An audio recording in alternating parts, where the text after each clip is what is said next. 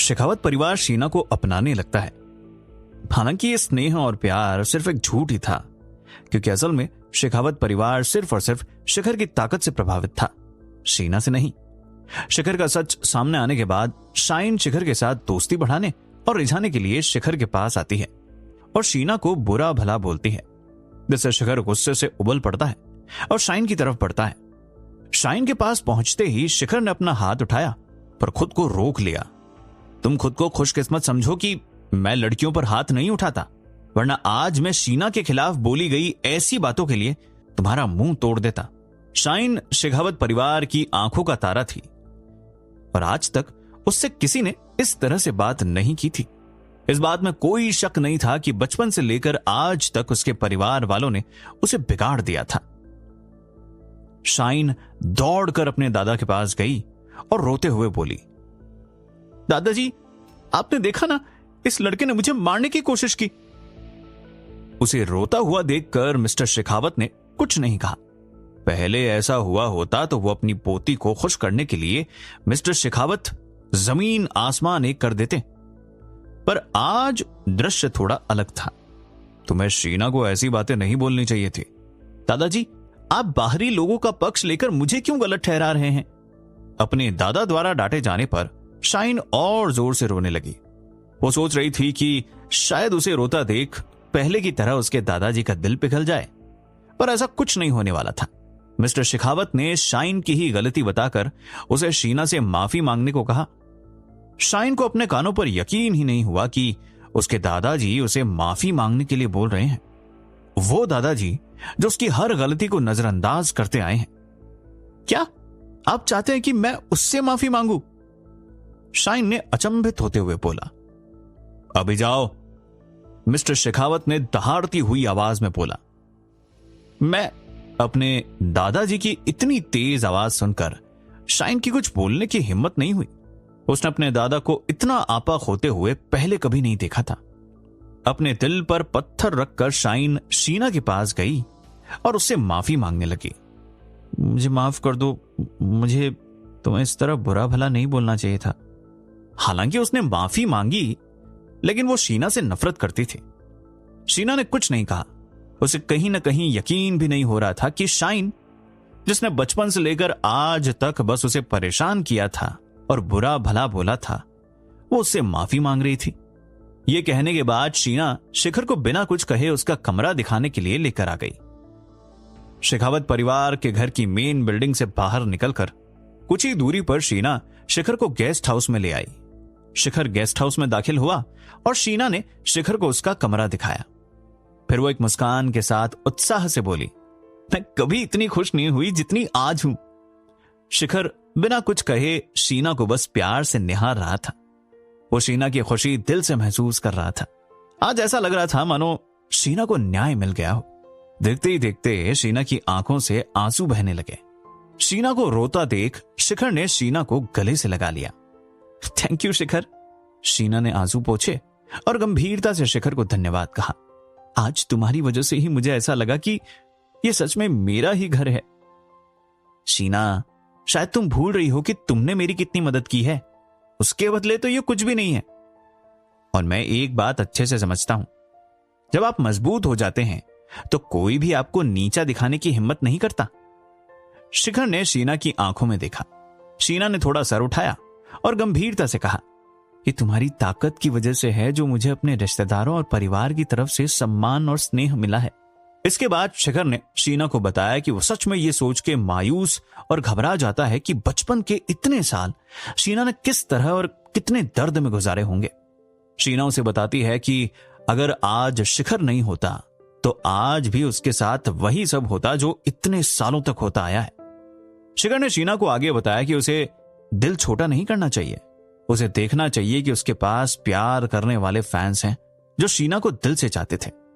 शिखर और शीना कुछ देर बैठकर आराम करते हैं और पहले की कुछ बातों को याद करते हैं। तभी दरवाजे पर दस्तक होती है। शिखर दरवाजा खोलता है और देखता है कि शाइन खाने के लिए कुछ फल लेकर आई थी।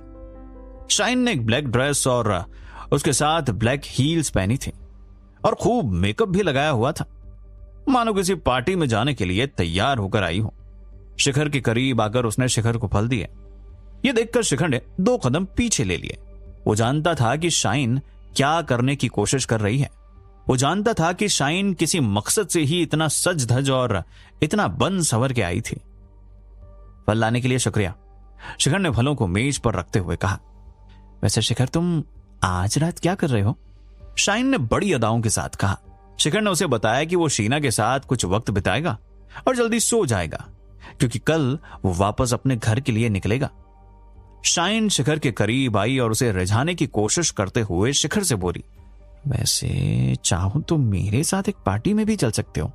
शाइन को कहीं ना कहीं लगता था कि उसकी खूबसूरती के आगे शिखर पिघल ही जाएगा। शिखर जान गया था कि शाइन उसके और शीना के बीच आकर उनकी लड़ाई करवाना चाहती है। देखो शाइन, मैं जानता हूं कि तुम क्या करने की कोशिश कर रही हो, पर इससे पहले कि मुझे गुस्सा आ जाए, तुम्हारा यहां से चले जाना ही बेहतर होगा। शिखर ने शाइन पर गुस्सा नहीं किया, बस उसे आराम से समझाया। शिखर ने यह सोचा कि अभी शाइन नादान है और एक बिगड़ैल औलाद है। शाइन के लिए यह घोर बेइज्जती थी। उसके लिए एक्सेप्ट करना भी मुश्किल हो गया था कि शिखर ने इस तरह उसे बेइज्जत किया था। शाइन के लिए यह अपमान से कम नहीं था। आज पहली बार किसी लड़के ने उसे अपनाने से मना कर दिया था। शिखर की बात सुनकर शाइन चिढ़ गई थी। वो आग बबूला होकर गेस्ट हाउस से अपने पैर पटकते हुए निकल गई। आखिरकार इस लड़की की दिक्कत क्या है? शिखर ने शीना की ओर देखते हुए पूछा। उससे अपनी हार कबूल नहीं हो रही और शाइन शुरू से ही ऐसी ही है। उसे लगता है कि पूरी दुनिया उसी के इर्द गिर्द घूमती है। यह कहने के बाद शिखर सीधा बेड पर लेट गया।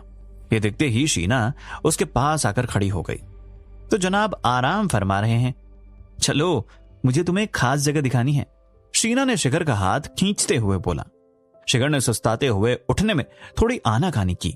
शिखर थोड़ा आराम करना चाहता था, पर शीना जानती थी कि उसके पास सिर्फ आज का दिन है और फिर शायद उनका कभी यहां आना ना हो। ठीक है, शिखर खड़ा हुआ। लेकिन जाना कहां है? शिखर ने अपनी कमर सीधे करते हुए पूछा। हाइकिंग, शीना ने उत्साहित होकर जवाब दिया। शिखर चौंक गया। हाइकिंग? यहां? शीना ने हंसकर जवाब दिया कि यहां से थोड़ी दूर एक छोटा सा पहाड़ है, मैं बचपन में वहां हाइकिंग करने जाती थी। अच्छा ठीक है, चलो चलते हैं। शिखर जैसे ही चलने लगता है, शीना उसे रोकती है। इसके बाद शीना एक छिपाई हुई वाइन की बोतल निकालती है और शिखर को थमाते हुए बोलती है, ये भी लेकर चलेंगे। क्या? हाइकिंग करते हुए ड्रिंकिंग? शिखर चौंक जाता है। हाँ, मुझे वाइन पीने का मन है तो क्या हुआ, हाइकिंग करते हुए पिएंगे। शीना शिखर को चौंकते हुए देखकर हंसने लगती है। चलो अब, शीना शिखर से कहती है और शिखर बिना कुछ कहे हाथ में वाइन की बोतल लिए शीना के पीछे पीछे चल देता है। लगभग आधा पहाड़ चढ़ने के बाद शिखर और शीना दोनों थक जाते हैं। पसीने से लथपथ हुए दोनों थोड़ा आराम करने के लिए बैठते हैं। तभी शीना वाइन की बोतल खोल लेती है। 2-4 घूंट पीने के बाद शीना वाइन की बोतल शिखर को देती है। क्या तुम भी पीना चाहोगे? नहीं, क्योंकि इसे पीने के बाद और थकान होगी। शिखर का वैसे भी वाइन पीने का कुछ खास मन नहीं था। चलो भी, अब शर्माओ मत। शीना मुस्कुराई और शिखर को जोर देने लगी। शिखर मान जाता है और शीना से बोतल लेकर एक घूंट पीता है और एक घूंट पीकर ही बोतल नीचे रख देता है। जिसके बाद शीना बोतल उठाती है और लगातार 4-5 घूंट पीती है। अरे आराम से, तुम्हें नहीं लगता कि तुम कुछ ज्यादा ही पी रही हो? शिखर ने हैरान होकर शीना से कहा। मेरा तो आज खुलकर पीने का मन है। शीना ने आसमान की ओर देखा और एक लंबी आह भरी। इसके बाद दोनों अपनी जगह से उठे और हाइकिंग जारी करते हुए आगे बढ़ गए। शिखर लगातार शीना को देख रहा था। शीना बड़े ही उत्साह के साथ हाइकिंग कर रही थी। उसके चेहरे पर एक पॉजिटिव सा ग्लो था। शायद सच में आज शीना दिल से खुश थी। कुछ देर के बाद दोनों पहाड़ के सबसे ऊपर वाले हिस्से में पहुंच जाते हैं। दोनों की ही सांस बहुत ज्यादा फूली होती है और दोनों आराम करने के लिए एक पेड़ के नीचे बैठ जाते हैं। कुछ देर शांत रहने के बाद शीना शिखर से पूछती है, तुमने आगे क्या सोचा है शिखर? इस सवाल पर शिखर कुछ जवाब नहीं दे पाता। शिखर को याद आता है कि उसे जल्द से जल्द 1000 करोड़ कमाने हैं और उसे अपनी नई ऐप के लिए इन्वेस्टर भी नहीं मिल रहा था। शिखर इन सब बातों को याद करते हुए खो जाता है। शीना शिखर के चेहरे के आगे चुटकी बजाती है। हेलो मिस्टर शिखर, कहां खो गए? शिखर का ध्यान टूट जाता है। नहीं, कुछ नहीं, अभी तो मैं एक नए प्रोजेक्ट के लिए इन्वेस्टर ढूंढ रहा हूं। शीना शिखर को इस नए प्रोजेक्ट के बारे में पूछती है तो शिखर उसे बताता है कि इस मोबाइल ऐप से लोग अपनी छोटी वीडियोस बनाकर पोस्ट कर सकते हैं और क्रिएटर्स को रिवॉर्ड्स दिए जाएंगे और पेड पार्टनरशिप भी। ये तो बहुत इंटरेस्टिंग है, इसके लिए तो तुम्हें मार्केटिंग बहुत ज्यादा करनी पड़ेगी, शीना शिखर से कहती है। हां, पर इससे पहले शिखर अपनी बात खत्म करता उसे शेखावत परिवार के बंगले की साइड से कुछ आवाजें सुनाई देती है। शिखर खड़ा होकर बंगले की तरफ देखने की कोशिश करता है। क्योंकि यह पहाड़ बंगले से ज्यादा दूर नहीं था, इसलिए पहाड़ के ऊपर से बंगले का पूरा व्यू दिखता था। ये आवाज कैसी है? शिखर शीना से पूछता है। अरे कुछ नहीं, तुमने इतनी बड़ी प्रॉब्लम ठीक कर दी है, जरूर सब पार्टी कर रहे होंगे, इन पर ध्यान मत दो ज्यादा। शीना शिखर को वापस पेड़ के नीचे ले आती है। वैसे शिखर, तुम पुराना मानो तो एक बात पूछूं? शीना इस सवाल को लेकर थोड़ा डाउट में थी। हां, शिखर ने पेड़ के नीचे उसी जगह पर बैठते हुए जवाब दे देता है। क्या तुम अनन्या से अब भी, मेरा मतलब बात तो होती होगी? शीना को एकदम इस सवाल पर रिग्रेट होने लगता है। उसे कहीं ना कहीं लगता है कि शिखर से यह सवाल शायद नहीं पूछना चाहिए था, क्योंकि कहीं ना कहीं यह उसके अतीत का मामला था। नहीं, ऐसी कोई बात नहीं, मैं उससे कोई रिश्ता या नाता नहीं रखना चाहता। यह कहते हुए शिखर शीना को बताता है कि उसने अनन्या से आखिरी बार तब बात करी थी जब वो गांव से लौटकर वापस आए थे, पर उस वक्त भी शिखर ने उस पर ज्यादा ध्यान नहीं दिया था और हाल फिलहाल में तो शिखर को अनन्या का कुछ अता पता भी नहीं था। शीना इस बात पर कोई रिएक्शन नहीं देती। वो जानती है कि इससे ज्यादा कुछ भी कहना या पूछना शिखर की निजी जिंदगी में दखल देना होगा, जो कि सही बात नहीं थी। पर शीना ये भी जानती थी कि उसके दिल में शिखर के लिए एक खास जगह थी।